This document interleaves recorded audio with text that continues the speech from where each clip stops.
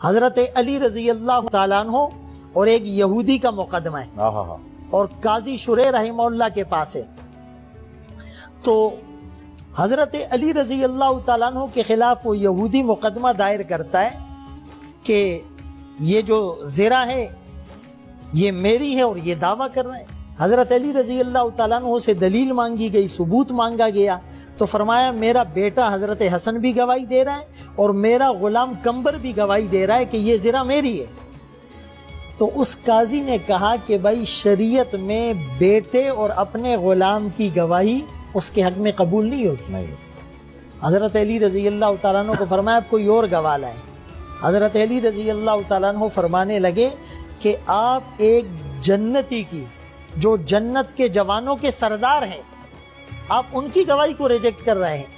تو قاضی شریح نے کہا کہ وہ بات آپ کی ٹھیک ہے، لیکن فقہ میں اور قضاء میں فیصلوں میں اس طرح ہوتا ہے کہ اپنے بیٹے اور اپنے غلام کی گواہی اس کے حق میں قبول نہیں ہوتی.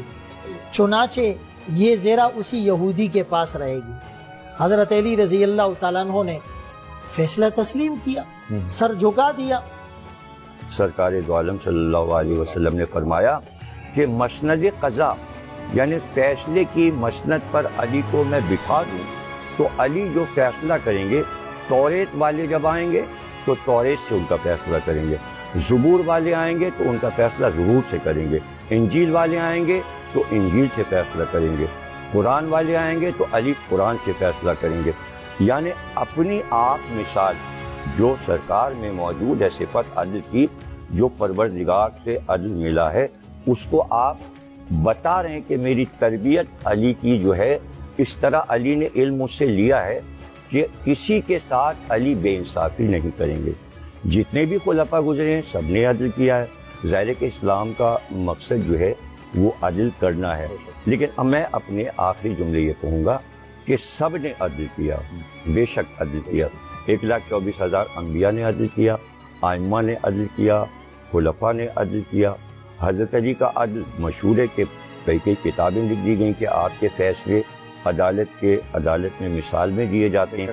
جس میں میں ایک بات یہ کہنا چاہوں گا قارئین کو بھی، ناظرین کو بھی اور اپنے احباب کو بھی جو یہاں تشریف فرمائیں، کہ پاکستان کی 70 سالہ تاریخ میں میرے پاس نوٹنگ کے ساتھ سارے وہ فیصلے رکھے ہوئے ہیں میرے کتب خانے میں، جو یہاں کے جسٹس یعنی جسٹس سجاد تک کے جو فیصلے ہیں، اور اس سے پہلے ذوالفقار علی بھٹو والے جو فیصلے تھے ان ججوں کے، ہر جج 70 سال کی تاریخ میں حضرت علی کا صرف ایک واقعہ عدلیہ کا پڑتا ہے اور وہ جناب قاضی کے یہاں آنا.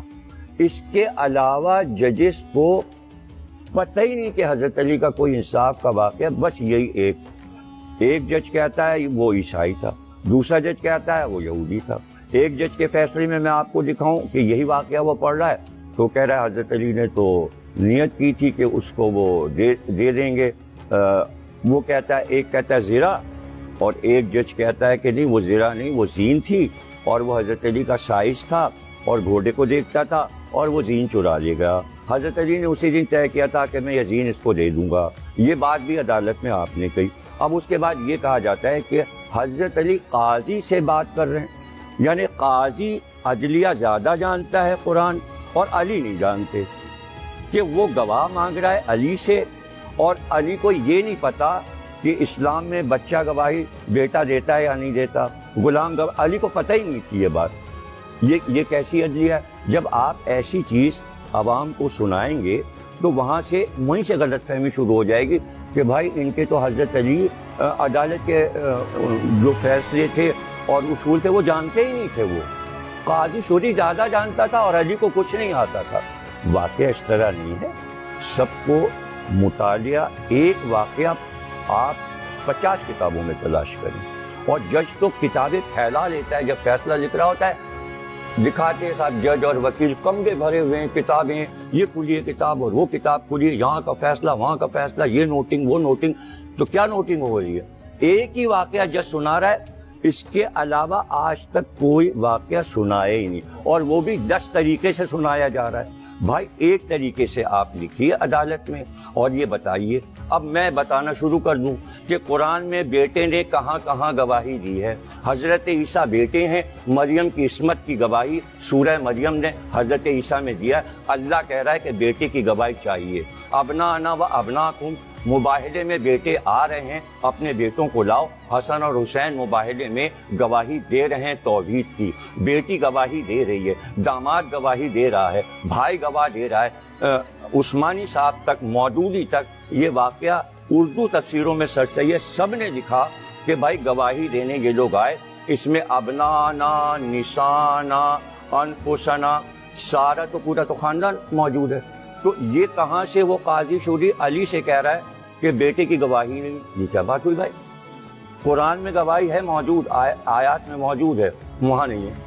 یہ کیسی بات ہے؟ حضرت داؤد باپ ہیں, سلیمان بیٹے ہیں.